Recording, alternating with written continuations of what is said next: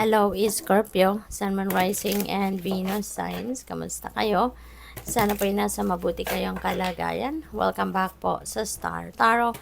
At kung bago kayo rito, welcome din po kayo. Please subscribe, like, share my videos, and leave me a comment kung nakaresonate po kayo. Thank you. Tingnan natin kung ano yung mga messages ni Scorpio. First card and first two cards ninyo, we have Strength, we have Seven of Wands, and we have the Eight of Pentacles. Ayan. So, Scorpio, strength. No? Kailangan ninyo siguro ngayon na magpakatatag. Okay? Pwede, no, na related yan dito sa Seven of Wands energy. Kasi siguro, no, may mga tao dito na alam mo yon, saksakan ng inggit at nandiyan dyan sa paligid ninyo na iinggit sa inyong sitwasyon, na iinggit sa inyong kalagayan sa buhay. Kasi baka you are very successful, maaaring kayo ay masaya sa buhay, masaya sa trabaho, masaya sa pamilya, 'di ba? Sa pera, maswerte, no? Kaya maraming tao dito ang maaaring naiinggit sa iyo.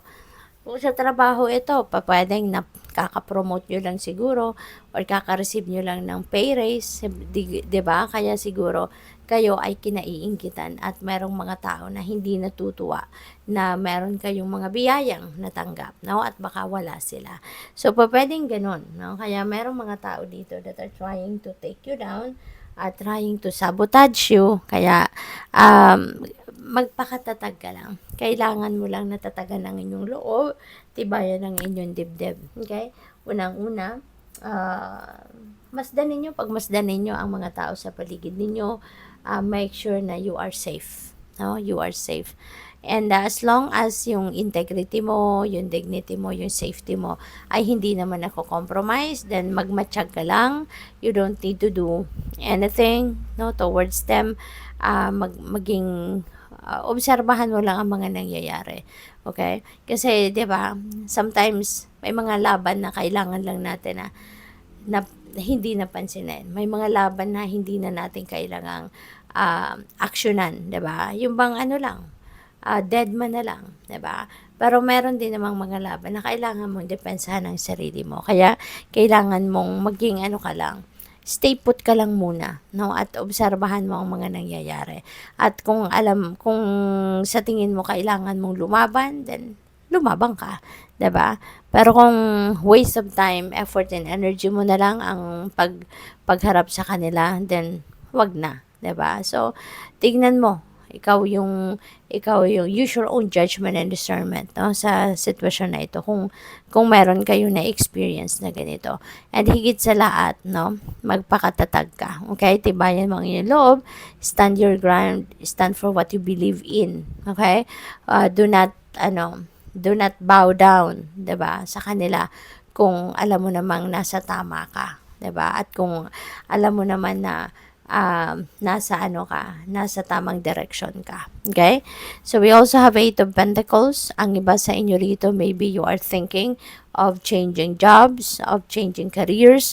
Pwedeng related yan dito sa sitwasyon na to, na ayaw mo na ng intriga, ayaw mo nang may kaaway, ayaw mo nang may mga taong ayaw sa'yo, no, mga taong nababother sa yung mga ganon. So ayaw mo siguro ng mga ganon, kaya maaring yan ay isa sa mga dahilan kung bakit gusto mong umalis sa trabaho, no? So pwedeng ganon, baka toxic working environment ang meron kayo, kaya maaring kino-consider mong umalis sa trabaho at maghanap ng ibang trabaho, ibang kumpanya, ibang employer, no? So pwedeng ganon ang ganap. So, tingnan natin kung ano pa ang mga mensahe para sa iyo.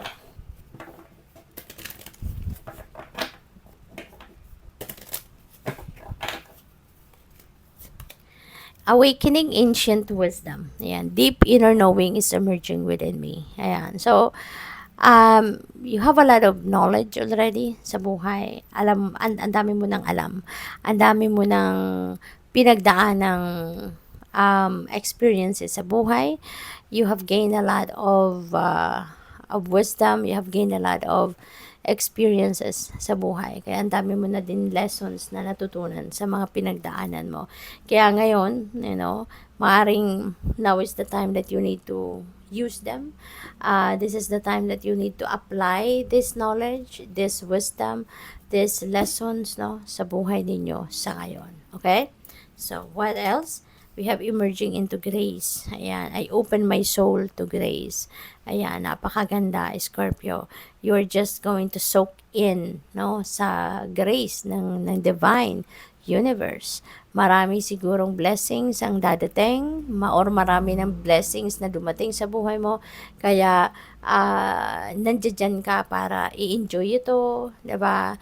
You are opening yourself, no, to this grace. At hindi lang sa i-enjoy mo to, gagamitin mo to, i-embrace mo to, but also you are going to be very grateful, no, dahil sa mga biyayang ito. What else? We have trusting your intuition. My life is truly guided. Napakaganda. So feeling ko dito, you are pretty much aware na you are being divinely guided by the divine.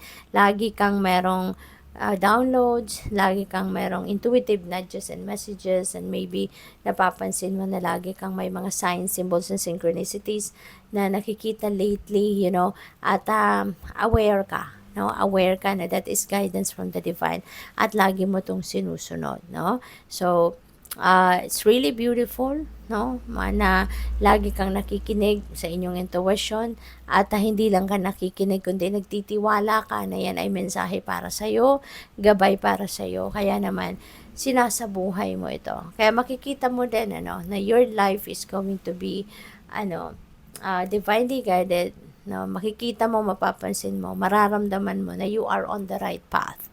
Okay? Alam mo na yung ginagawa mo is sinusunod mo yung guidance sa'yo. Okay? So, good luck po. Thank you for watching. Love and light. Namaste.